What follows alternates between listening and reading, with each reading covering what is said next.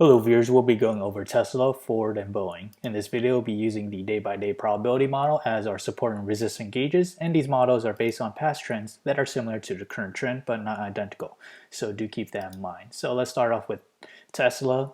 We had on the 1-hour chart, it had a report on its earnings beating estimates, and at the moment it is currently up around 4% after hours. At the moment, it was approaching to negative MACD. However, we since reversed that over after hours on Wednesday.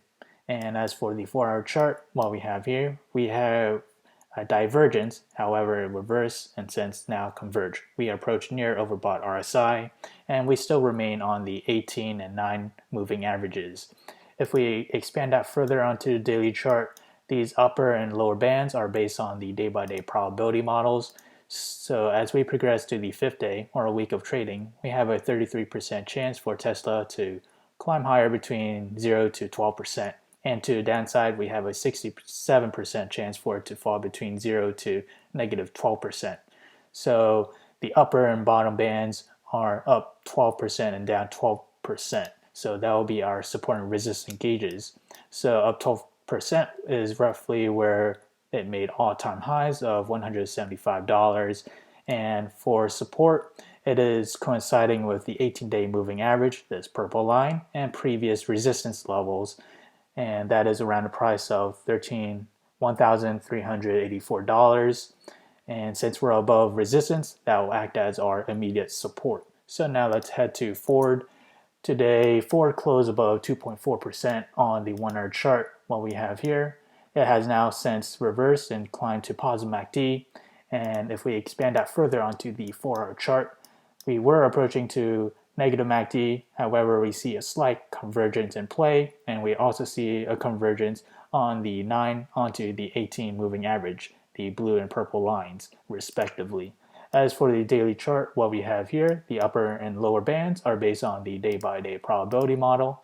What we have here, if we progress to the 5th day or week of trading, we have a 50% chance for it to climb between 0 to 7%, and to the downside, a 44% for it to fall between 0 to negative 7%, and a 6% for it to fall between negative 7% to negative 15%.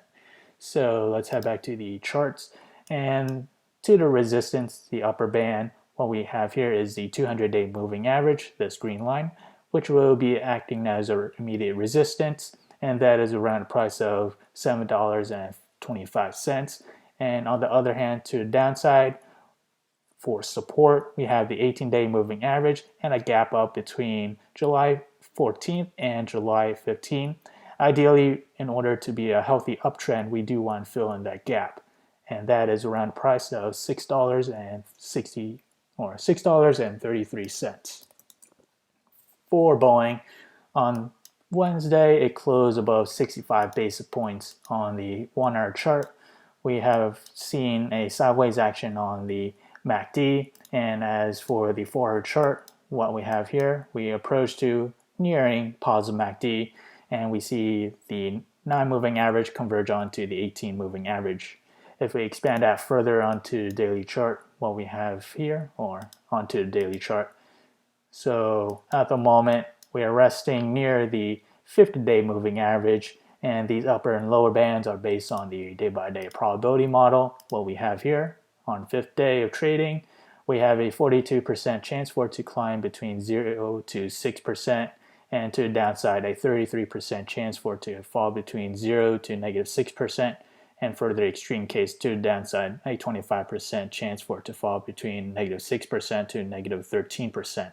So we'll be using up 6% and down 6% as our support and resistance gauges. And to the upside, we have a resistance at around a price of $192.80. And to the downside, we have a support that dated back to June 25th, and that will coincide with the 50-day moving average as well, and that is around a price of $169.16. So in this video, we went over Tesla, Ford, and Boeing. If you enjoyed this content, feel free to like, comment, subscribe, and thank you for watching.